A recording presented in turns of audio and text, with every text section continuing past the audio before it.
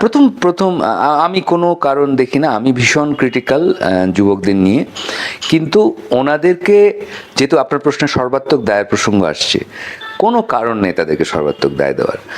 দেখেন, মানে কোনো সন্দেহ নেই আমার সাথে ওনাদের যোগাযোগ ছিল না, কিন্তু আমার এতেও কোনো সন্দেহ নেই যে তাদের সাথে বিভিন্ন সময়, জুলাইয়ের ক্রুশাল সময়গুলোতে তাদের সাথে অধ্যাপকদের যোগাযোগ ছিল, সাংবাদিকদের যোগাযোগ ছিল, আইনজীবীদের যোগাযোগ ছিল, যেটাকে চলতি ভাষায় বলা হয় সিভিল সমাজ, আর অচলতি ভাষায় আমরা যাদেরকে ম্যানেজারিয়াল ক্লাস মার্কসের ভাষায় বলতে পারি।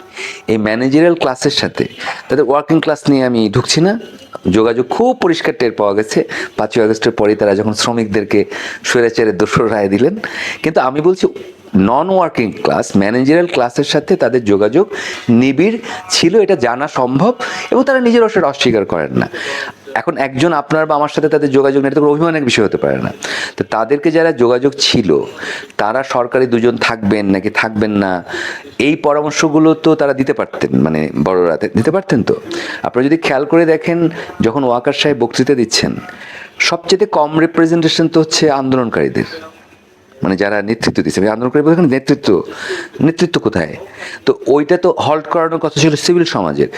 ওই সময়ে সেনাপ্রধানকে আপনার নাহিদ সাহেব বা মাহফুজ সাহেবেরও ফোন করার দরকার ছিল না, ওখানে যে কোনো সিভিল সমাজের লোক বললে হলো যে okay, we are waiting for your lecture, very crucial for Bangladesh, but wait for the leaders.